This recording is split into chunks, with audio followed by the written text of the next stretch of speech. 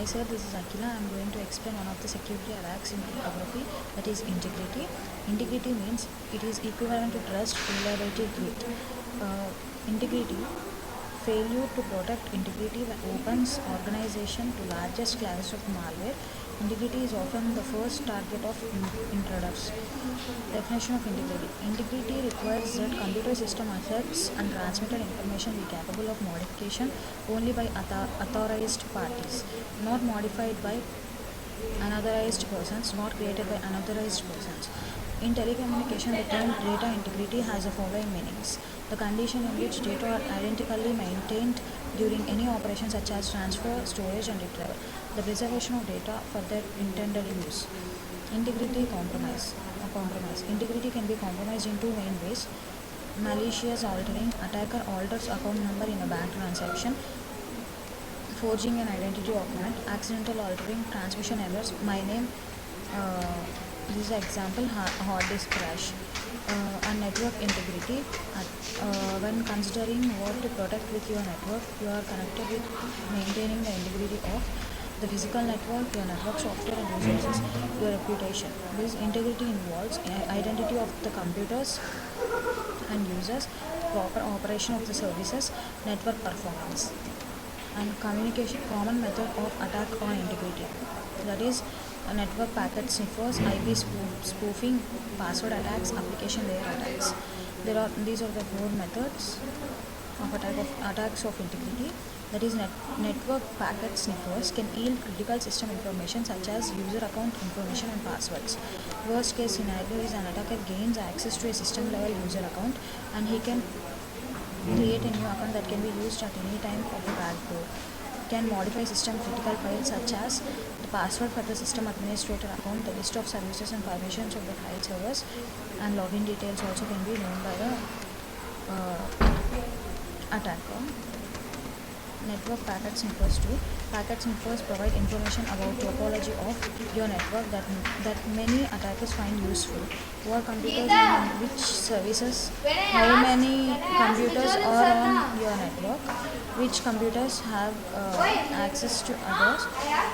A network packet sniffer can be modified to interject new information, change existing information in a packet. Attack can cause network connections to shut down permanently, as well as change critical info. Imagine modification to the accountable. And then IP spoofing. IP spoofing can yield access to user accounts and passwords. And then password attacks. Password attacks, we know actually it is password attacks means it is critical network attacks and services, can compromise network integrity. Application layer attacks can be implemented using several different methods. A common method is exploiting well-known weakness in software commonly found on servers such as SendMail, PostScript, and FTP. Usually privileged system level account. Application layer attacks, Trojan horse attacks. Three main types of networks must be considered when defining a security policy, that is trusted, untrusted, and unknown. Trusted networks are networks inside your network security perimeter, and networks that you are trying to protect. Someone in the organization, administrators, or computers that compromise these networks most times. To set up firewall server. And untrusted networks, because they are outside your control, no control over the administration or security policies, and so on. Know your enemy. No attackers or intruders. Consider who might want to circumvent your security measures.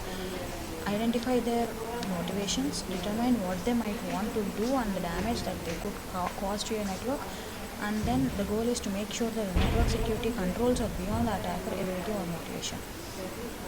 You should count the cost also, and then identify any assumptions. Every security system has underlying assumptions. For example, you might assume that your network is not trapped, that attackers know less than you do, that they are using standard software, or that a locked room is safe. Be sure to examine and justify your assumptions. That is, your assumption should be greater than the attacker's assumptions, and control your security. More security is based on secrets, example passwords and encryption keys. You should control the passwords and encryption of your own.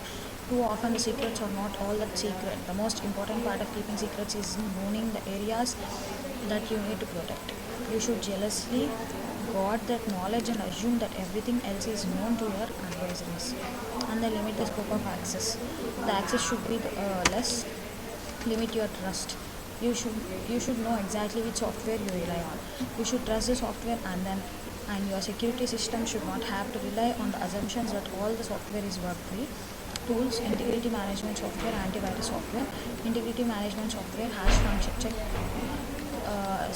specifically utilizing hash functions, digital signatures, file size, example Tripwire Enterprise. And hash functions, pros, cons, offers integrity, no confidentiality, example CRC, MD5, SHA-1.